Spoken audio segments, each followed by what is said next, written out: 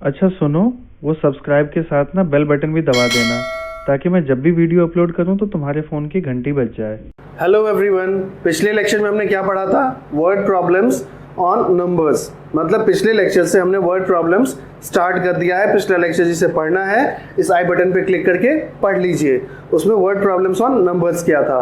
इस बार हम क्या करने वाले हैं इस लेक्चर में? टाइम एंड डिस्टेंस के ऊपर वर्ड प्रॉब्लम्स करने वाले हैं।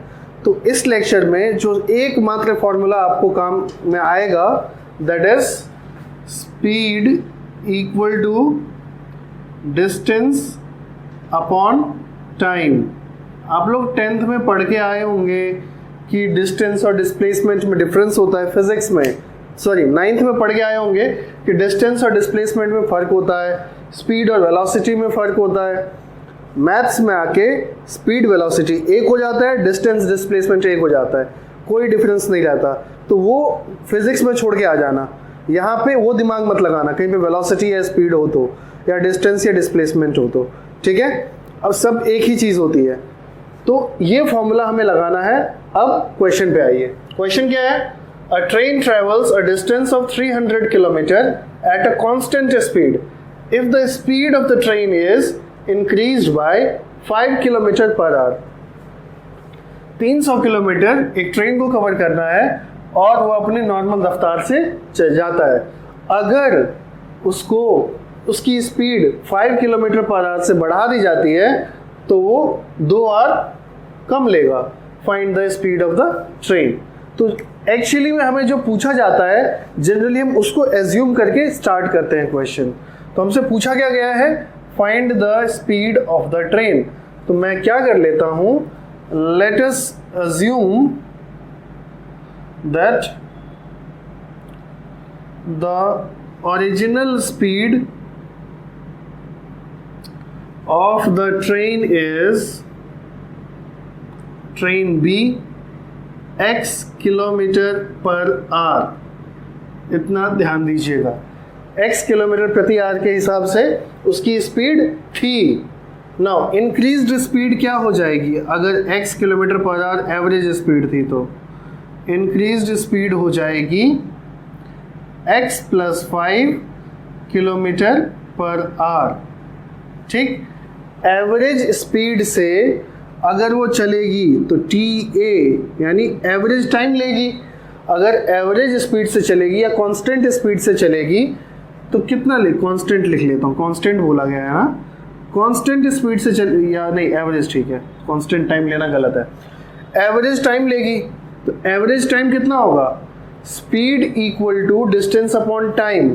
तो टाइम क्या हो जाएगा? Time equal to distance upon speed. Distance कितना है? 300 kilometres upon speed x। Increased speed कितना है? इंक्रीज्ड स्पीड है TI, वो हो जाएगा 300। डिस्टेंस तो उतना ही है, स्पीड बदल गई है। तो ये जो है इंक्रीज्ड स्पीड किया तो लेस टाइम हो गया। कितना? 2 आवर्स लेस टाइम। तो ये इससे 2 घंटे कम है। मतलब TI जो है वो TA से 2 घंटे कम है। इनकी वैल्यूज़ यहाँ रख दीजिए। क्या हो जाएगा? TI में 300 अपॉन x + 5, 300 अपॉन x -2, 2 इधर और ये इधर, 300 upon x - 300 upon x + 5 equal to 2। अब सॉल्व कर लीजिए, क्या हो जाएगा? 300 कॉमन ले लो बाहर, you will be remaining with 1 upon x - 1 upon x + 5 equal to 2। इस 2 से इसे कैंसिल कर सकते हो अगर चाहो तो कर ही लो। तो क्या हो जाएगा? 150 x + 5 - x अपॉन एलसीएम में x² + 5x। आंसर आया x² इधर आ जाएगा नहीं, इधर क्या बच गया 150 इंटू 5 750, ये क्या हो जाएगा x square plus 5x, pure equation बनेगा x square plus 5x minus 750 equal to 0। ठीक है, नाउ उसके बाद इसको अगर मैं करता हूं तो ये क्या हो जाएगा, फैक्टराइज करने पे ये आएगा 25 इंटू 3 कितना होता है, 25 इंटू 3 75। अब मैं 25 इंटू 3 ना करके 25 इंटू 30 कर दूं तो 750 हो गया solve. X square plus 30x minus 25x minus 750 equal to 0।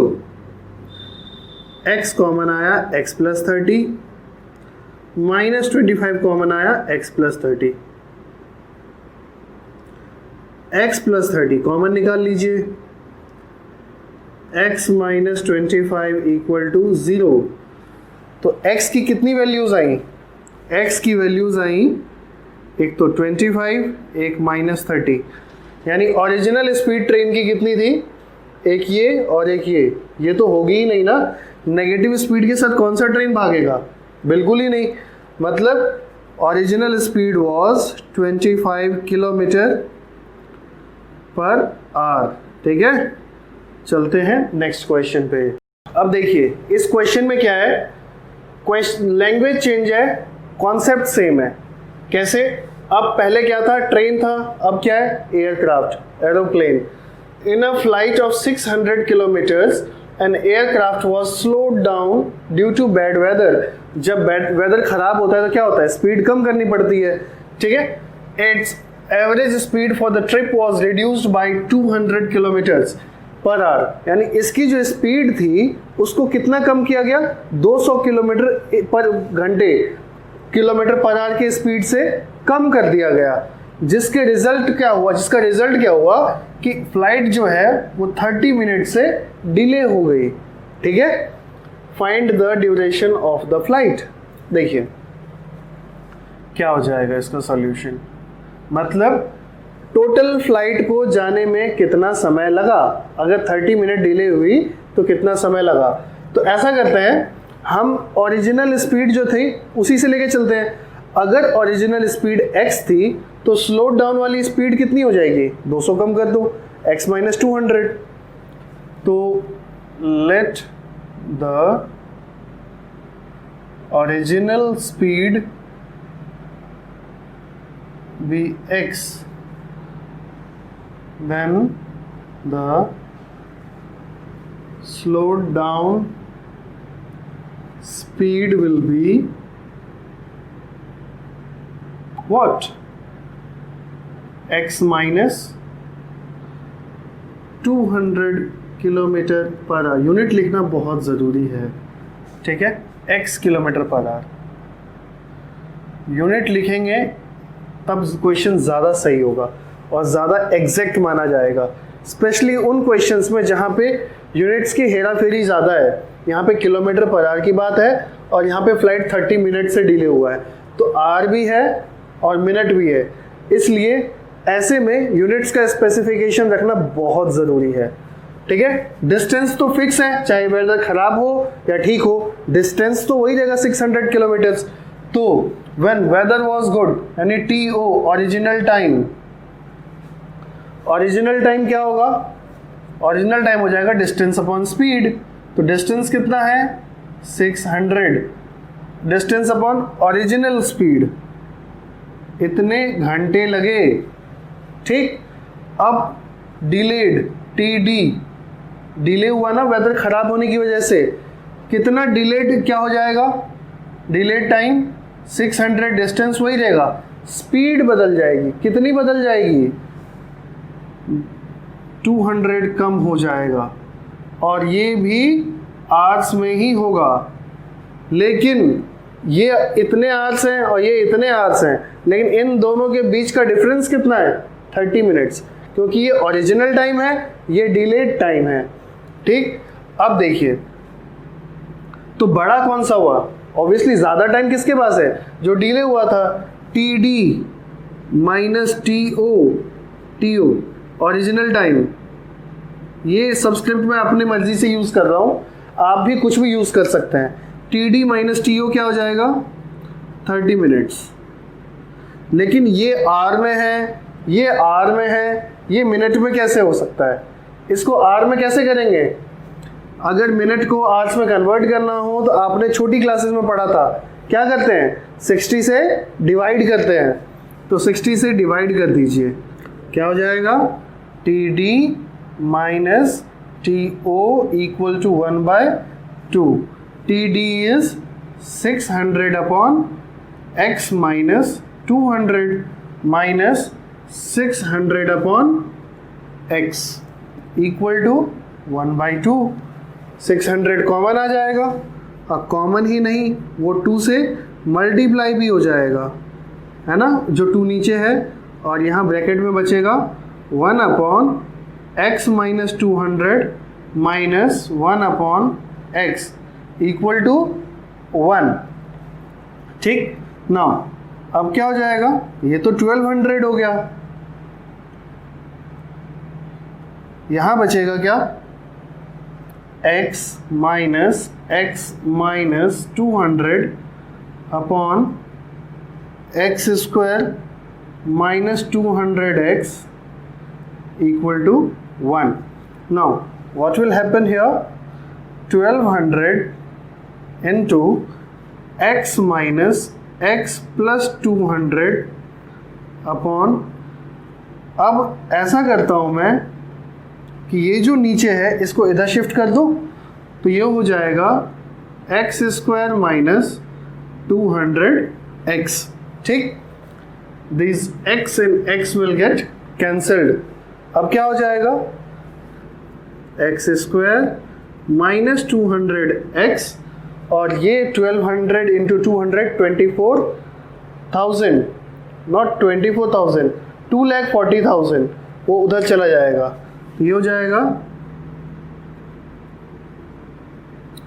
2,40,000।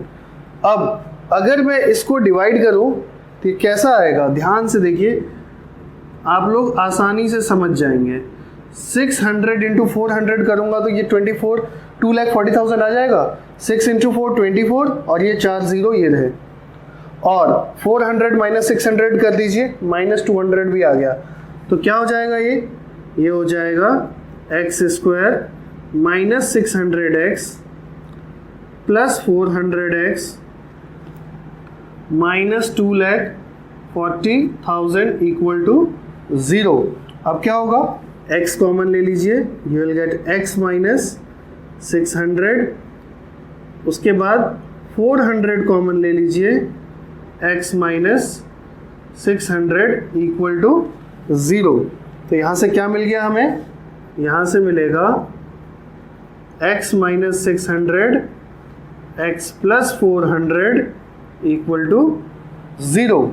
Now x equal to 600 and x equal to minus 400.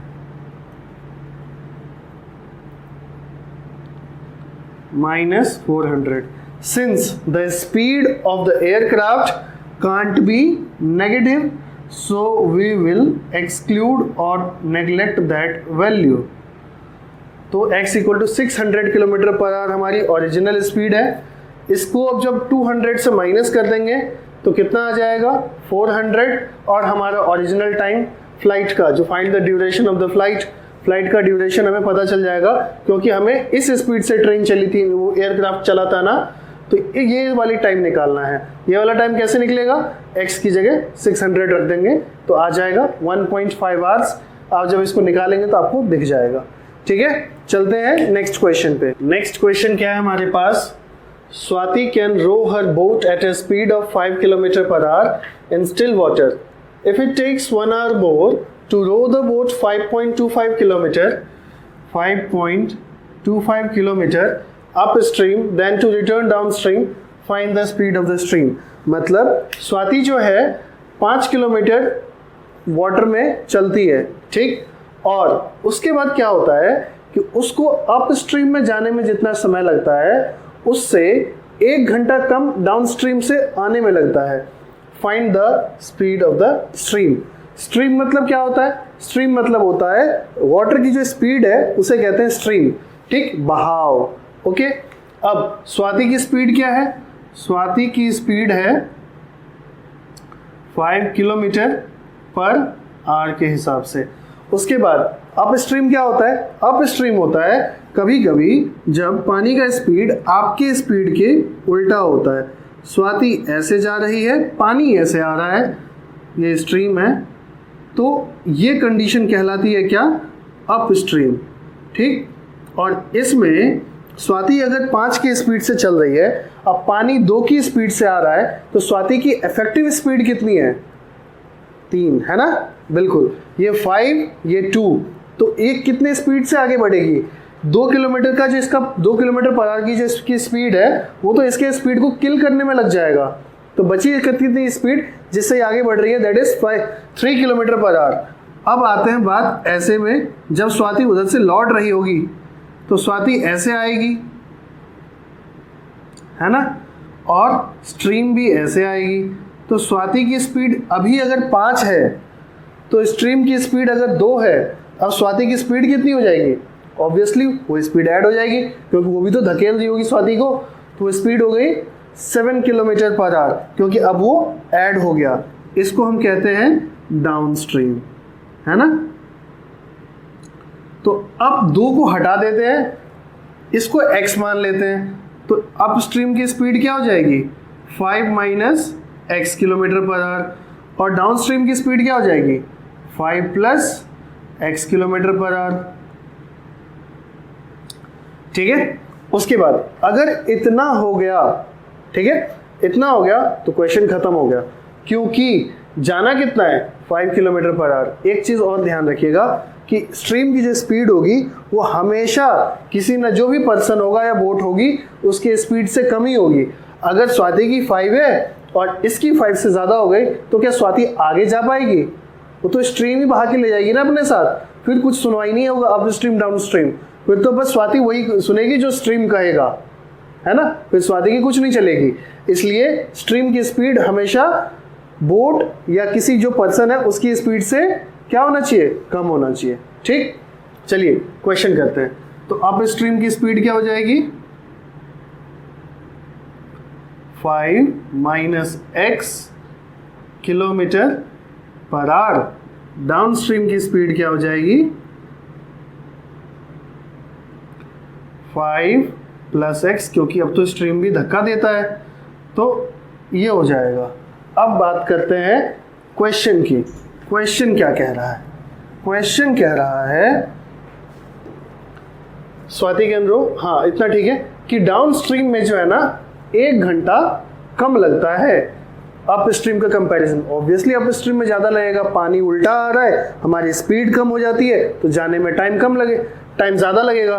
तो TU अप स्ट्रीम में कितना टाइम लगता है? Distance upon speed. डिस्टेंस कितना है? 5.25। स्पीड कितनी है? 5 माइनस x। डाउन स्ट्रीम में स्पीड कितनी है? डिस्टेंस तो उतना ही है, स्पीड हो जाएगी ज़्यादा, 5 प्लस x। तो क्या हो जाएगा? अप स्ट्रीम में ज़्यादा समय लगा, अप स्ट्रीम में ज़्यादा समय लगा, तो इसमें से अगर मैं 1 माइनस कर दूंगा, 1 घंटा ही तो ज़्यादा लगा था, 1 माइनस कर दूंगा तो किसके इक्वल होगा? ऑब्वियसली डाउन स्ट्रीम वाले टाइम के। इसकी वैल्यू क्या है? इसकी वैल्यू है 5.25 upon 5 minus x minus 1 equal to 5.25 upon 5 plus x। इसको इधर कर लीजिए, क्या हो जाएगा? 5.25 कॉमन आ गया, यहाँ बचेगा 5 माइनस x और यहाँ बचेगा 1 अपॉन 5 प्लस x। ये इधर आएगा तो माइनस हो जाएगा ना, और 1 इधर चला गया। इसको क्या लिख सकते हैं? इसको लिखेंगे 525 upon 100। This is 5 plus x minus 5 minus x upon 25 minus x square, क्योंकि a minus B into A plus B क्या होता है? A square minus B square. अब ये क्या हो जाएगा, ये हो गया 21 और ये हो गया 4 इक्वल टू 1। अब क्या होगा, 21 upon 4 into 5 minus 5 cancel, this is 2x upon 25 minus x square equal to 1। Now 2 will cancel 4, तो 21x ऊपर हो गया और इधर हो गया 2 इंटू 25 माइनस एक्स स्क्वायर, ये इधर शिफ्ट हो गया ना। अब क्या हो जाएगा, इधर मल्टीप्लाई करके इधर ले आइए, इधर माइनस 2x स्क्वायर होगा ना, इधर आके 2x square plus 21x minus 50 equal to 0। अब क्या करेंगे, इसका मल्टीप्लीकेशन 100 आया, 100 को फैक्टराइज कर दीजिए, 25 इंटू 4 और 25 माइनस 4, 25 इंटू 4 100, 25 माइनस 4 21 हो गया। अब हो गया, ये क्या होगा, 2x square plus 25x minus 4x minus 50 equal to 0। 2 common नहीं आ रहा, क्या कॉमन आएगा, x कॉमन आएगा 2x प्लस 25 और यहाँ से क्या कॉमन आएगा, यहाँ से कॉमन आ रहा है -2, तो क्या हो जाएगा 2x प्लस 25 इक्वल टू 0। इसमें आ जाएगा answer x minus 2 into x plus 25 equal to 0। तो जब दोनों को 0 के इक्वल रखूंगा तो एक की वैल्यू आएगी +2 और एक की वैल्यू आएगी -25/2, दोनों ही होंगे किलोमीटर पर आवर में, क्योंकि मैंने पहले ही k की वैल्यू किलोमीटर पर आवर में एज्यूम की थी। ठीक, अब चूंकि स्पीड तो नेगेटिव में होने से रहा तो ये तो ख़त्म हो जाएंगे और स्ट्रीम जो है वो 2 किलोमीटर पर आवर की स्पीड से स्वाति को अपोज करेगी। और मुझे जहाँ तक लग रहा है मैं एग्जाम्पल भी यही ले रहा था, तो कोइंसिडेंटली मेरा आंसर भी पहले ही डिस्कस कर लिया था। ठीक है, चलिए, तो टाइम एंड डिस्टेंस के ऊपर आपने देखा कि क्वेश्चन हमने 3 किए, लैंग्वेज तीनों के डिफरेंस, लेकिन कॉन्सेप्ट तीनों में सेम। टाइम का यूज करके स्पीड डिस्टेंस में घुस जाइए, इक्वेशन बना लीजिए और आंसर ले आइए। नेगेटिव आंसर को डिस्कार्ड कर दीजिए, क्योंकि ना तो टाइम नेगेटिव में होता है ना स्पीड नेगेटिव में होता है। ठीक है, जो पॉजिटिव आंसर आए वो आंसर हो गया आपका। इस तरीके से क्वेश्चन खत्म और ये लेक्चर भी टाइम एंड डिस्टेंस के ऊपर जो था वो खत्म हो गया। नेक्स्ट क्लास में नए टॉपिक पे वर्ड प्रॉब्लम्स लेके आऊँगा। ठीक है, आपको समझ में आया या नहीं मुझे कमेंट बॉक्स में ज़रूर सूचित कर दीजिएगा। Thank you.